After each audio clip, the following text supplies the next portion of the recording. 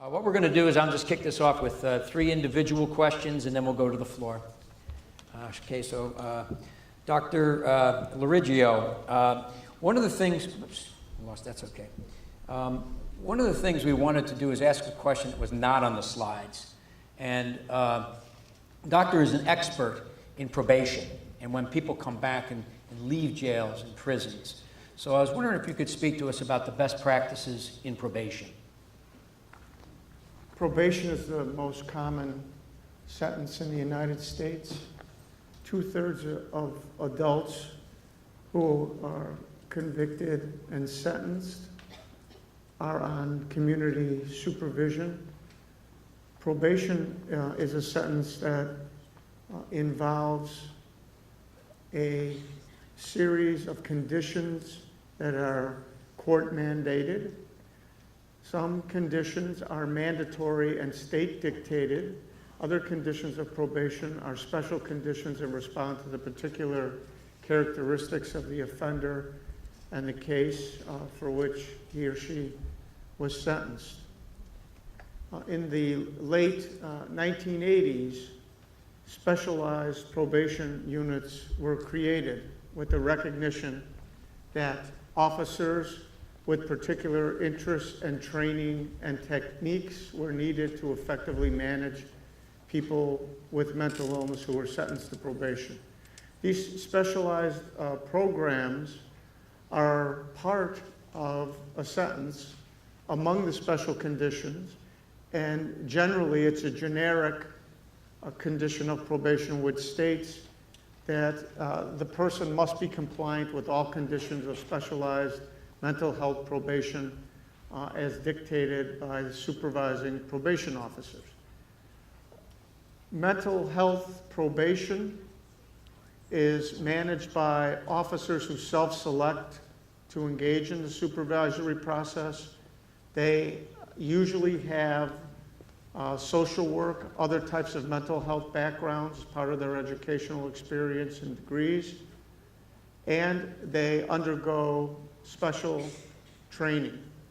Their caseloads are significantly smaller than the caseloads of probation officers supervising cases on standard probation supervision.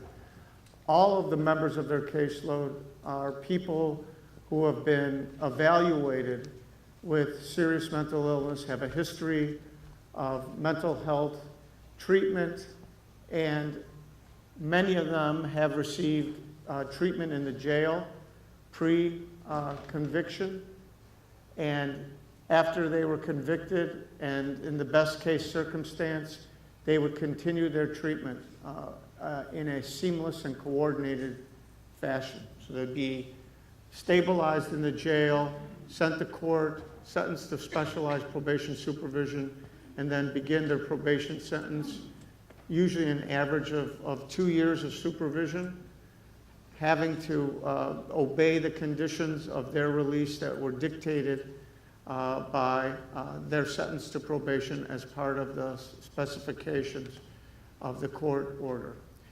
They receive treatment as needed. They report to their probation officers on graduated schedules at the beginning. They can see their probation officer in the office and for at-home visits as many as 2 or more times per week. If they are stabilized, are not rearrested, participating in all types of programs, because I created mental health probation as being a sentence to community supervision that not only focused on the mental health treatment, but as you could surmise by my talk, provided them with the other needed adjunctive services so that they can make adjustment in the community and focused on their criminality. They are subject to a multitude of conditions. So if they adhere to those conditions, the number of contacts with their probation officer would be reduced until the last leg of their probation sentence, when they were seen generally once a month. Most important to the success of specialized probation supervision is communication between the probation officer and the service provider. There has to be open and regular dialogue between the mental health professional and the community corrections professional, And there should be ground rules about those interactions. There may be interactions between the probationer and his or her therapist that should be protected by the principle of confidentiality and not shared with the probation officer. So we had to work out a lot of the ground rules and nuances between those two groups. Remember, they are trained in different ways, have different philosophies, the treatment providers and probation officers, and they approach case management in a different way. What was easier for us to do that is that the officers who self-selected and were trained in the program already had a very strong inflection toward mental health services and recovery from mental illness and from addiction. So their coming together was an easier meshing of practices than it would be if we were combining treatment with standard probation officers' philosophies and training. Excellent. We've been promoting that in Florida. It's just not existent in any of our communities. Judge Leifman, I'm going to ask you a question I actually probably should ask Dr. Heidi, but a little twist on trauma. You run a mental health court. People come through your court every single day.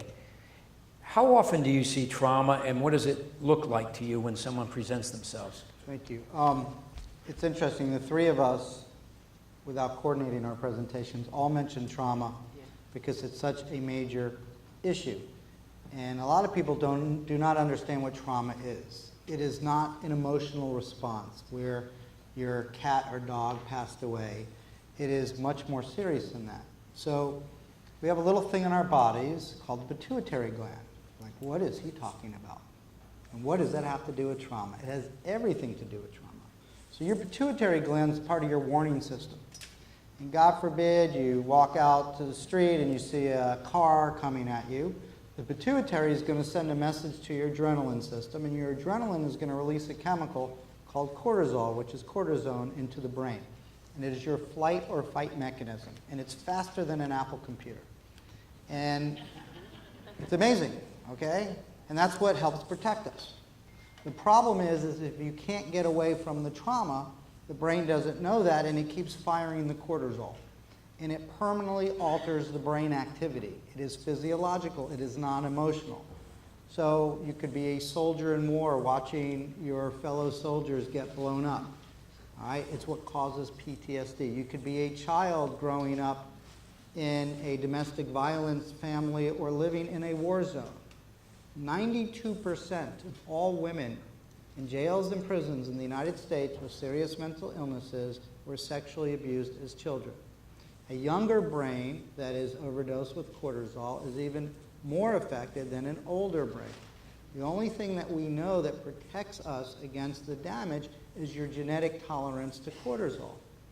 75% of men who are in the criminal justice system with serious mental illnesses also have serious trauma histories.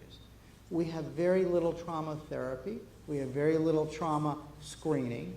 And if we would do a better job of this, we would have a lot less problems on the homicide side or even in the criminal justice mental health side. And it is one of the really big pieces that we are missing. In fact, one of the things that we have found is this also directly impacts our law enforcement officers.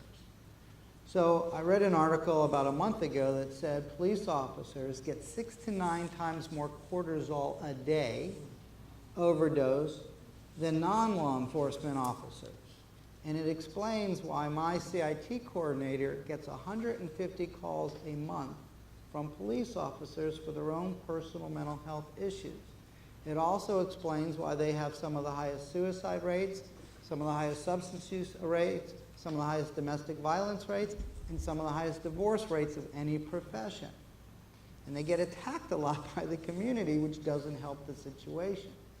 We went from having 1 shooting a month in Miami-Dade County of someone with a mental illness to maybe 5 or 6 in the last 8 years. And it's because we have trained them how to respond and also how to help them become healthier with their own lives. And so this is a very serious aspect of the problem. We do not take it seriously enough, and we don't do nearly enough what needs to be done for it. And part of the problem is the funding mechanisms in this country. They're good about paying medication. They're terrible about paying treatments that actually help people in their recovery, trauma being one of them. So I think it's something we have to take very seriously. We would have much better outcomes. We would keep a lot more people out of the criminal justice system and have a lot less victims if we did a better job, which is and I'm not going to go into this because everyone has a chance, but I want you to ask me the third thing I would have done if I started this all over again. I'm trying to remember those two other things, too. Let's shift just a little bit. Dr. Hyde, there's really two concepts here. You mentioned the term frozen in time, and how does that relate to community reentry? Because looking at those numbers, these kids are coming back home after a number of years. So could you describe that? Yeah, well, ideally, we would see some treatment going on in prison to deal with the trauma and help them mature. But let's say, we've got them at the point of coming back into society. There are very practical concerns which these kids need, or sometimes they're young adults or they're older adults. And so I'm going to start with some basics and then I'll go a little more into the therapeutic realm. Now, what these kids need, or individuals, is a place to live. What I keep being shocked about, and I don't know what's wrong with me because I keep relearning this, but 25 years ago, their families either didn't care about them or were dysfunctional, and 25 years later, after I meet with the released or to be released homicide offender, possibly, I meet with his parents, and you know what? They're the same people. They still don't care about the kid, who's now a man, or their lives are just very dysfunctional, not working. So very basically, they need a place to live. And violent offenders have historically had very hard time coming back into the community because places don't want to take them. Now, A. Brown Ministries in Tampa has reached out to individuals who were convicted as juveniles and is taking them into transitional living. So that's a real good thing. So they basically need a place to live that's a safe and pro-social environment. Then they need a job. Now, those are basic, right? But what's the problem there? A lot of places won't hire them. They have, many exclusions in terms of jobs. We were talking one about at dinner last night, even to be a nail person, which is a very good profession. If people have a felony can't, apparently, that profession is closed off to them. So, just in the sense of getting a job, I've talked to, we can all give stories, but a very kind of situational homicide offender, really good kid, got out under old sentencing laws. He's about 26, never in trouble before, been great, but nobody will give him a job because he was, convicted of homicide. So that's it, and there's a movement across the country to ban the box, or at least give people, and ban the box meaning when you ask all these questions about have you been arrested, have you been convicted, so that if these individuals don't get a job, there's no way they're going to make it in society. And if they get very long sentences, and sometimes I'll see where the court is willing to release them when they're 60 years old. Well, what's the problem there? Think about that. They incarcerate as kids, they don't have any Social Security built up. When you're 60, you're not 20, so you can do labor, but at 60, that's pretty hard to do. So, in other words, getting back to the point of giving them jobs is critical. Then we get into the treatment piece, which is, I think, where you were going, but I kind of started with the basics. To work on the unresolved issues. It's amazing, but people who've been in long sentences, and we all know this, but they don't even know about computers and cell phones. And it's one story I think of an individual who went into a McDonald's. And because we all go into McDonald's, they give you a cup, right? You want a Coke, they give you a cup. What do? You go to the machine and you get your Coke. Well, he didn't know that. So the guy gave him the empty thing. And so the guy had just been released literally from prison. That's the first place that they took him, to McDonald's. The offender goes like this. And the attendant looks, the girl behind the counter, she doesn't know what to do. And he looks at her again and he goes like that with the cup. And then everybody saw he was getting upset. And they said, what's the matter? And he said, she's playing me. I ordered a Coke. There's no soda in that cup. So society has moved, and they don't know that. So clearly what's necessary is not only treatment, but helping these individuals readjust. And that's not been done, and they need mentors. I mean, they really need somebody to help them and a support system so that other people who've been there, ex-offenders, can take them under their wings. As we've all talked about, the comorbidity, a lot of these individuals, most homicide offenders, juveniles, it's got to be close to 90% have abused substances. So the concern there is that they be in treatment. So we don't want to see, as I've seen, and then supervision. I loved what Art was saying. So important. They need, some of my failures that I can tell you when I say the kids that I've evaluated grown up, is that the aftercare, the supervision, the probation was so lax. And one of my low maturities, who did great in prison, because they told him when to eat, when to go to the bathroom, he was great. He did not an DR, disciplinary report, not an infraction, model prisoner.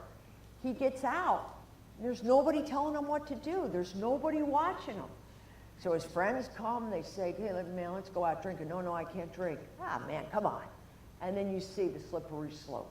And what was his mantra, low maturity? Again, he needs to be raised. He needs treatment to come to accept responsibility. But his mantra, and I say mantra, he kept saying, if only they had supervised me more. If only they had come around more. Well, I'm not making excuses for him. What I'm saying is we need that supervision level. So we need so much. We need the basics, we need the treatment, we need the supervision. You can't get out of, prison 5 years, 10 years. Some cases now we're looking at 25 years, 30 years, and think, well, my problems are solved. They're just starting, it's just a new kind. Then we look at things like these kids in prison, and I'll just bring this up because it's so detrimental, these long prison sentences, that they're growing up in a very aberrant environment, and they don't know about dating, and they haven't had the time for mature relationships, social relationships. So their responses in prison to survive were violent, and you can't do that in the real world. If somebody looks at you the wrong way, you can't punch them out, or as a judge will tell you, you're going to be back in court and charged with aggravated assault. Thank you. Okay, we'd like to turn it over to the community. I see Kathy Moore over here. Why don't we take that mic first? We have a couple of questions over here. Oh, good. Hi, Mark. My name's Ruth Power, and I'm with Central Florida Behavioral Health Network, which is the managing entity for the indigent mental health care dollars in this region, in the Suncoast region. And I just wanted to underscore some of what the panelists have been talking about today, and that's the importance of collaboration. And I want to say something that Mark has said to me a number of times. Hillsborough is a leader in collaboration, along with other counties in the Suncoast region, such as Pinellas County. And I just kind of wanted to acknowledge some of the people who some are in the room, who are a big part of the collaboration that's already happening in Hillsborough County. Sure, we've got a long way to go. There are a lot of gaps in the system. There are a lot of things that we're all addressing. But I think it's important to acknowledge where we are. Mark has been an instrumental part of the collaboration that's happened and is happening in this region. I also want to recognize Axe and Richard Brown and Asha that we met today. DACO and Grace Point, who are all three are working, and Northside, who are all working really hard to collaborate and be active treatment providers. The Crisis Center of Tampa Bay, who worked really hard with Richard and with Mark as we did the sequential intercept mapping and as we developed the behavioral health system of care plan that we've developed and that Mark can tell you all about. Stephanie Krieger, who is here with Hillsborough County Sheriff's Office, and Dan McDonald. CIT training Hillsborough County is in the forefront, along with Pinellas County. Don and Judy Turnbow are here with NAMI, and they've all taken large steps in making Hillsborough County and Pinellas County active participants with CIT training. And they can talk to you about how we've trained lots of our officers and lots of our detention deputies in CIT, and we're making some steps in those directions. Rob Parkinson and Marie Marino are here. They worked tirelessly in Hillsborough County as part of the Public Defender's Office and as part of Hillsborough County to make sure that we're all collaborating and work together to help establish our mental health court. So I think it's important for us to talk about the gaps that are here and acknowledge that we have a long way to go. But I also think that acknowledging the collaboration that's happening and the seeds that are planted is really important. So thank you to everybody. Thanks, Ruth. Appreciate it. Hello, my name is Noe. I have a question. The panelists talked a lot about data, such as the homicide report and finding neighborhoods with a lot of violence. How can we use data with geographic information systems to better direct research questions and places for intervention? Thank you. Okay. I'll leave it up to whomever. Go ahead. I'll take it too. I'll take it? All right. Yep. I'll mention it very briefly. It's an excellent question. Thank you. In Hillsborough County, we have that data available to us. There was a commission appointed by Commissioner Beckner, and that was the Violence Collaborative. It has now become Safe and Sound Hillsborough. So we have the data, which you see as the areas where there are the highest crime problems. Not surprisingly, they tend to be areas where there are low income, and what we're currently doing is we're putting interventions through Safe and Sound Hillsborough in 4 targeted zip codes to see if the interventions are effective. And this is dealing with things like strengthening their neighborhoods, making mental health care more accessible by training people in the community to spot when people need help, working with kids to change attitudes towards law enforcement and to help them understand the seriousness of having guns. And if these initiatives are successful, then we will continue them throughout the county. So once again, that's Safe and Sound Hillsborough. The director, Freddie Barton, I know was here today and may still be here, and a few of the other members of Safe and Sound are also here. Thank you.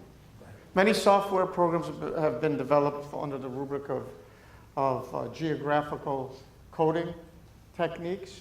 And what I find most illustrative and most affirming to concepts that I talk about, such as criminogenic and pathogenic environments, is when you overlay maps of different variables. You overlay crime maps with high school dropout maps, with income maps, with housing stock maps, with median income maps.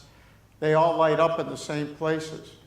The environment is critical because it produces the backdrop for people's development and experiences. Most concerning to me is when we overlap the map of services, they aren't in the places that light up the brightest. The places with collection of overlapping, highly correlated problems are not necessarily places where you have necessary and needed services to address the problems that are more prevalent in those areas. So you can find a variety of different techniques. Geocoding is used often, for example, in law enforcement to identify hotspots for concentration of police activity and other types of police technologies. Judge, is it about Miami? Do you have any mapping? Geomapping? We're actually in the process of something pretty sophisticated using predictive analytics in the behavioral health space. We were very fortunate to get major collaboration with Otsuka Pharmaceutical, who invested over $80 million. And one of the things that we're doing, because we're a big urban community, and we have 58 separate providers that do not talk to each other, and about 30% of the population with serious mental illnesses go to multiple providers in short periods of time, getting different diagnoses, different medications, different treatments, different case management, meaning they're getting nothing at great expense. And so what we've been able to do now is if you go to any of our providers, at least we have all your information in there that's sharing. But over time, we're hopeful we will be able to use the predictive analytics to both have a better accountability system for the providers to see who's succeeding and why, so we can help bring everybody up to a higher standard, but also to be able to see data points that will give us clues that people may be decompensating. And instead of waiting for the individual to get arrested or hospitalized, send out a case manager or a peer to go see them, because we know what it's going to be. There's either an event in their life or they're off their medication, and you know, why wait for it to get worse and work on it. So we're very excited about that aspect of technology. I think it's critically important, and I think it's going to make a huge difference down the line. Very good. Thanks. Okay, we're going to go to the questions. We're going to go Mary, back to Kathy, but then Don Turnbow. Did you have a question, Don? Okay, so Mary, Kathy, and Don. Hi, my question is about who should we treat? So I'm a clinical psychologist researcher, and this doesn't negate the argument that there needs to be better treatment for offenders, but I respectfully don't agree that mental illness necessarily translates into disease. And what I mean by that is that for most folks, there's a fine line between antisocial personality and mental illness.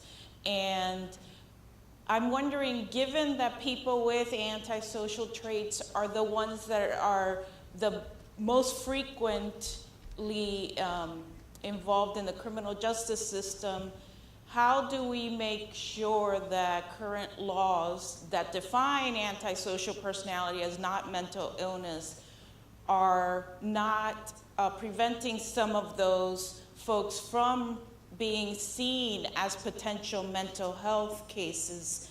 Dr. Heidi's kind of comment about these juvenile offenders who have conduct disorder, but they also have a lot of other diagnoses that aren't seen as treatable.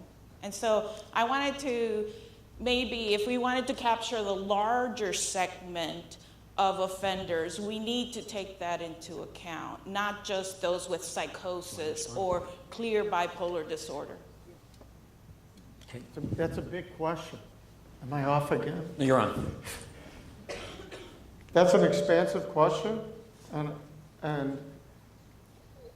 an excellent question. It's expansive because it raises the larger question of what do we do with neurocognitive disorders and personality disorders among people who are criminally involved and being treated for what used to be called Axis 1 more serious psychiatric diagnosis. As you know, and as I talked about, mental illnesses are correlated. We're not sure why. The brain is still a mystery. We study the living brain, and we make presumptions about why people are sick. We don't have any definitive answers. My wife is in psychiatry. We have this discussion all the time, and I collaborate with psychiatrists all the time, and I ask them, tell me how that medication works. And they don't know, right? It's complicated. It's very complicated. So you're talking about something that's characterological, antisocial personality disorder, and that overlaps with other personality disorders. Remember, we were going to go to a dimensional kind of diagnostic system in DSM-5 that fell through. We're still in categories.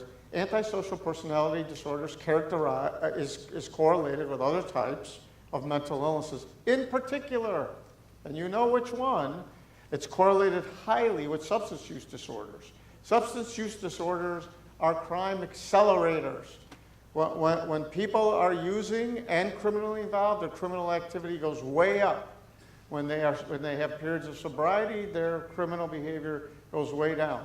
So the study that I mentioned briefly in my slides that I passed over pretty quickly is when when I studied people with mental illness and those without, trying to figure out what is the nature precisely of the relationship between crime and mental disorders, I statistically got rid of antisocial personality disorder and substance abuse disorder and controlled for age and socioeconomic status, and I found no relationship between mental illness and criminal behavior. So personality disorders are really difficult to treat, so we have limited resources. So if people ask me, what would you like to treat? I'd go for, first, if they have a substance use disorder, you gotta get them sober.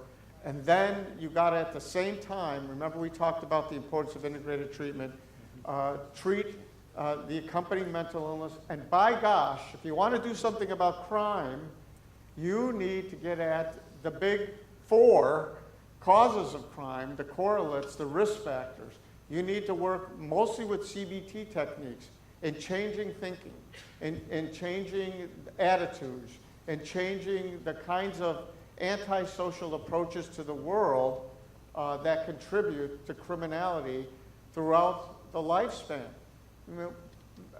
High fidelity, evidence-based mental health practices alone have very little impact on criminal justice outcomes. Hear me when I say that.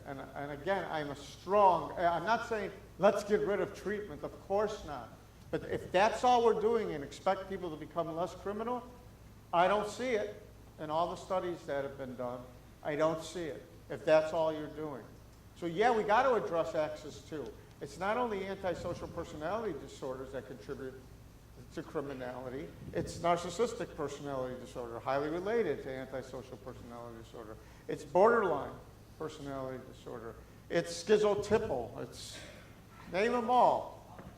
And they exacerbate if they accompany serious mental illness and addiction. They exacerbate. They're mutually exacerbatory. One makes the other one worse, makes the other one worse, makes the other one worse. That's why we've got to treat the person, and we got to figure out what's going on. You know what I do now? I talk to people. I got rid of all the structured diagnostic tools that I used to use in the jail, and I have a conversation with the detainee, and I learn a lot more. I don't look at their psych history or their criminal history. It gets in the way. Because all I can do for them is make tomorrow better. I can't make yesterday better. Nobody can. So I try to help them with their immediate crisis, give them some tools, and try to help them understand why hitting somebody with a chair isn't in their best interest. And that's difficult. You laugh, but it's that basic, and it's difficult because sometimes, Dr. Heidi was saying they blame. Well, I had to hit him with the chair. He looked at me funny. Well, really? And now look what happened to you, right? You're going to be in jail longer. We're going to talk about this at sentencing, etc. So I don't know if I answered your question. So, but it was a good one. One of the upshots is you actually have a conversation with somebody. Yeah. Okay. Dr. Heidi. I'll just add one very brief comment, and that is, what we know is that individuals who have behavioral disorders, particularly conduct disorder, if that's not treated in the underlying, they run a high risk of becoming antisocial personality disordered. So if we know that they're acting out, and that's what I find is not always, but acting out because of underlying depression and trauma, and we treat that, then we lessen the probability. And we certainly have to work on the cognitions. I don't disagree with that. We lessen the probability that they will become antisocial personality disorder. So again, I think it was a good question. Okay, over here. My name is Richard Marquis. My wife, Kathy, and I are down here from St. Augustine, Florida. First thing I want to say is God bless you folks on the stage for who you are and what you stand for and what you do. We've been dealing with our psychotic son for 10 years, and you're the first ray of light we've seen in a while. My question will be very quick, and it's for the judge. And show you that I'm really into this. I've been published 6 times in the Florida Times-Union. I testified at the State House in Tallahassee, and I teach at the Crisis Intervention Team training for St. Johns County Sheriff's Department. I'm in this fight. I have a problem with 2 laws, and I want to figure out how to get them changed. Real quick, my son was disabled with paranoid schizophrenia and suffers from Asperger's. He was at a private mental facility. He started realizing he had a problem that he didn't know he had, so he asked them for help. They told us, oh, this is great, this is wonderful, he's coming along, but oh, by the way, we turned him into the police. They drug him out of the facility and threw him in jail.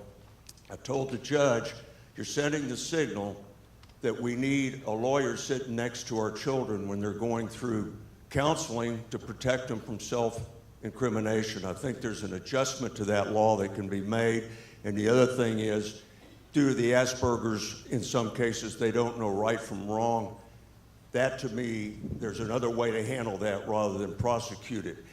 All that to ask you, sir, how I wrote the ACLU, I did not get a response. Is there anybody you can recommend that I contact to try to pursue a change in the law? I'm dedicated to this, sir, and my wife's ready to take notes. Thank you.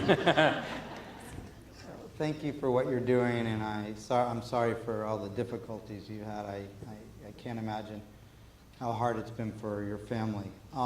I'm not sure I understood the first law you were concerned with. Was it a HIPAA issue that, in terms of sharing information?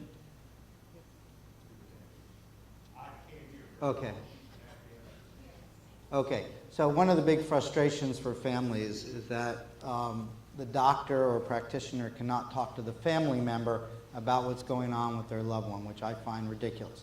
So there are some things that can be done. One is it can be done in advance. There could be like an advance directive, just like any other illness, that allows the information to be shared with a family member in the event of a crisis.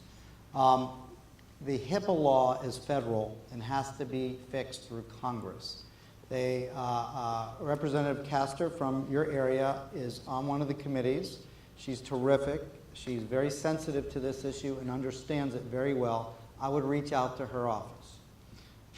The second issue regarding Asperger's, I think that may equally be a training issue with law enforcement and may be something that should be added to the CIT training so that the officer is a little bit more sensitive to the issue to be able to maybe recognize it when it occurs so that they respond in an appropriate manner and don't necessarily make the arrest. I don't know how you change the law on that. We do have laws that if someone is not competent to stand trial, meaning they do not understand the nature and consequences of the offense or what they possibly did, they cannot be prosecuted. So I don't know if the law needs to be changed as much as it needs to be properly adhered to. And I'll talk to you more afterwards. Very good. Don, you have a question? Don's with the National Alliance for Mental Illness. Yeah, good morning. I'm Donald Turnbow with the National Alliance on Mental Illness of Pinellas County. I spent 35 years in law enforcement, most of it trying to keep drugs out of the United States. I thought that was very overwhelming until I got involved in Florida's mental health system. And I've spent the last 20 plus years back in the criminal justice system dealing with law enforcement, mental health professionals, and advocates through the CIT program. And CIT is Crisis Intervention Team, and that team is law enforcement, mental health professionals, and advocates, family members, and consumers. Certainly Pinellas County is not as populated as Dade County, as the judge referenced, but we have trained over 2,000 deputies and police officers. And Judge, you might want to make a note of this, is we were the first CIT class in Florida, graduating graduating them in March of 1999. Thank you for that applause. So I want to mention, Ruth talked about collaborations. There are many collaborations going on now, and you'll hear the term mentioned, police mental health collaborations. And there's at least 3 existing national programs that focus on that. One is called Open Mind, and that's through the International Association of Chiefs of Police. You can learn more about it by going to theiacp.org. There's another one called Stepping Up. Well, the Open Mind is, it promotes mental health first aid and the CIT program. Stepping Up, and that's by the National Association of Counties and the state councils, Justice Department, and so forth, to reduce the number of persons with mental illness in jails. And the third is a new one and surprising to me, is the law enforcement unions are in major cities, at least New York and Los Angeles and some others, to advocate for federal funding to support these CIT programs. And speaking of advocacy, I thank you 3 for being here today. You are obviously great advocates for persons with mental illness, and if you're not, you certainly should be NAMI members, which you can go to NAMI.org and sign right up. The last thing I want to add is that, and we come to these events when they happen. These are great community events. But one of the things I would suggest is that just as in CIT, advocates, family members, and consumers are part of a critical part of the program, because with CIT, family members and consumers, they have the most to gain from CIT. It really is all about them. So I would suggest future events such as this, that we try to get a family member on the panel and present. They may not be a PhD or a JD, but they're probably a MO mom, MOM. A DAD. If I could just follow up real quick. Thank you, both of you, for the amazing work you've done in our state and around the country. But Stepping Up is a national initiative between the Council of State Governments, the National Association of Counties, and the American Psychiatric Association Foundation, working in concert with the Justice Department, NAMI, Sheriff's Association, and on and on. And what's happened is about 400 counties have passed resolutions committing themselves to join this effort. Those 400 counties represent almost half the American population. I do not know if Hillsborough and Pinellas have passed such resolutions yet, but if they have not, I would strongly encourage your commissioners to do that, because then it makes a financial and moral commitment to work on this issue, and it sends a very strong message to everyone in the system that we need to be doing a better job. So you can go to steppingup.org and get the information and take it to your local commissioners and ask them to make sure they pass the resolution. So we have until noon, and I know what it's like to sit out there and say, I got a question, but they may never get to me, okay? So what we're going to try to do is have Kathy, I know you have a young lady's been waiting some time, and Mary, I know you have someone here. So let's take these 2 questions and see how far we get, okay? Hi, my name is Kim. I want to thank you guys for taking the time to listen to my question and hopefully provide me with an answer. Dr. Heidi, I have a question for you. On one of the slides, it was highlighted that there was a disproportion between Black teenagers and juvenile homicide incidents. Why do you think that is, and do you think that there is a variable that we can control for in the data that will reduce this disproportion? Yeah, it's an excellent question. Why do I think that is?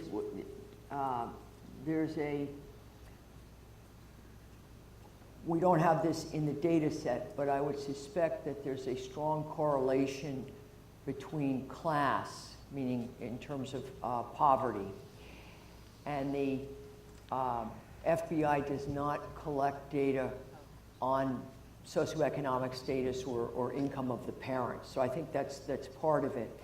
Now, if I had dissected it further, and I was really focusing on homicide, but what you would find over the period is if you separate the different types of crime, where you find that black juveniles are being arrested disproportionately in particular, is in robbery and in homicide. And often there's a crossover, you know, a robbery becomes a homicide. That actually it's not that disproportionate when you look at rape and aggravated assault. So to come back in this data set, no, that I can't disaggregate it. On my personal experience, I can say, and from the literature, and when there have been structural analysis done with different variables, that there's a strong correlation with indicators of poverty or class. So it could be, if we can control for that, we might see some difference. Excellent question, thank you. Mary? Hi, my name is Tiara. I'm here with my boyfriend today, John Pagamo. I would like to thank you, the panel, for being here today. I also would like to thank you, the law enforcement, if you're here today, and all of the healthcare providers. I'm here today for a young man whom is not related to me, but it's very dear to my boyfriend and myself. The young man just turned 20. He was in a very gifted program, but all hell broke loose 2 years ago when he was diagnosed with bipolar. He was arrested recently in July during his manic state. Currently, the young man was released, and fortunately, he was in a program called Life Skills in West Palm Beach. Unfortunately, the prosecutor in Tampa is very indecisive. They cannot make up their mind whether they should drop the charge because there's a huge grant for this particular program that he was arrested for. We're reaching out to you today to find out what we can do to help him. And what are our alternatives when he gets out in 2 months? What can we do to help this young man to have a normal life and be happy? Thank you.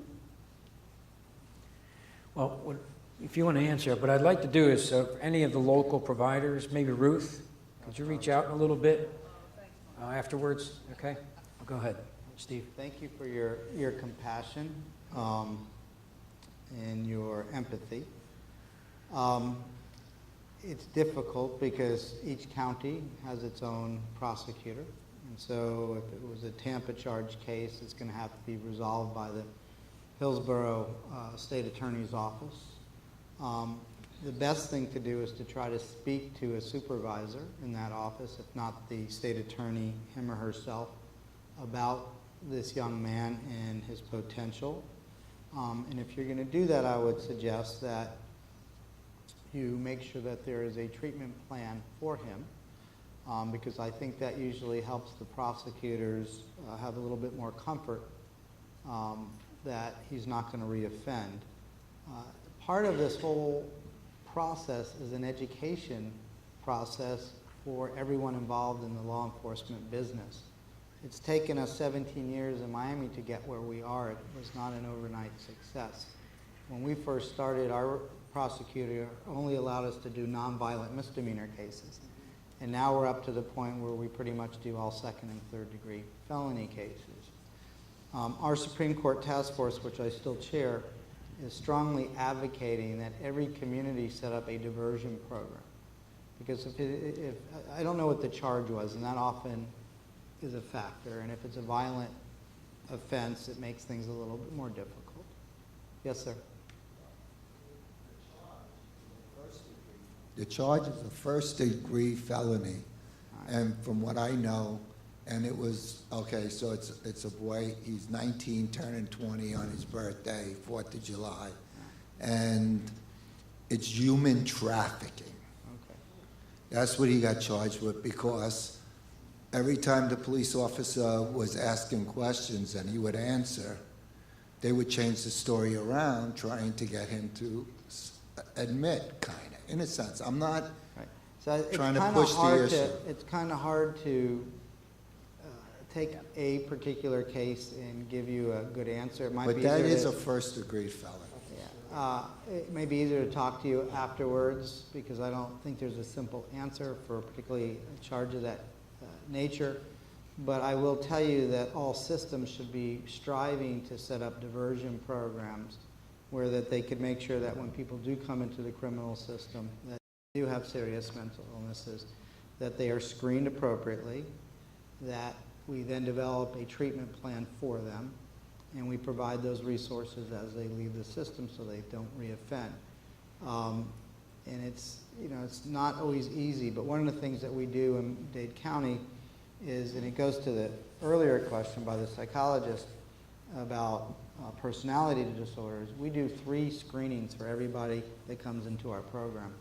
We do a psychosocial analysis, we do a drug screening, and we look at personality disorders as well. And it's not that we're excluding people, we just want to figure out what the best treatment plan is based upon their particular issue. It gets complicated. Some of these are gray. About 75 to 80% of the people that come into the criminal justice system have a substance use disorder with their mental illness. And some of them, I call it the tri-occurring disorder, where they have both a serious mental illness, substance abuse, and a personality disorder. And sometimes when you treat the mental illness, the personality disorder gets worse because they're more organized and sometimes can become even more dangerous. So this stuff gets gray and complicated, and that's why I think it might be better if we talk a little bit after the meeting, and I can maybe give you a little guidance. Yeah, and if any of the local resources want to come over and reach out, please do. Well, we're at the very end, but we have a half a minute, and we always give the half minute to a mom, right? Judy, you've got a question? Hi, my name is Judy Turnbow, and contrary to everybody's belief, I am not Donald's mother. But what I am is I am a longtime NAMI advocate and a lifetime family member. And I want to thank all of you up on stage for everything that you do, and everyone in this room for everything that you do for so many people. Whether you have a family member or this is your chosen career or your law enforcement, thank you very, very much. But one thing that I do want to mention to the panel, we talk about treatment and people coming out of jail and getting a life. And one of the most important thing is when they go out to get a job. What they, even first of all, with Social Security benefits, nobody can live on what Social Security pays. For them to have a place to live, food, clothing, or anything else, if we can please make that one of our priorities to help them. We talk about getting people... More frustrating because they can lose their benefits if they work too much. And so it puts people in a terrible situation. We also know through neuroscience that when you do something you love, the art of work, the brain is very there's a lot of plasticity. It can improve, it can get healthier, and jobs do that. Programs like Clubhouse, Fresh Start are critical. No one asked me my 14 essential elements, but that was one of the essential elements for people in recovery, is to get a meaningful job and do something meaningful with their life. That's why we have 7 peers that work for us in our system. A few of them are part-time because they're afraid to lose their benefits working full-time. And so it is a big issue. It should be addressed at the federal level so that people don't lose their benefits, and people should be incentivized to work, not de-incentivized. And I think it's an excellent question, and it's something that we should take a lot more serious because it does help in recovery, and it does help people get their lives back. And next year, the 15th element will be Judge Leifman will have solved this problem. We're almost Thank there. you. Well, I'm gonna wrap this up, but I just want to thank our panelists, not only for their expertise, but more importantly, their compassion. Thanks for coming.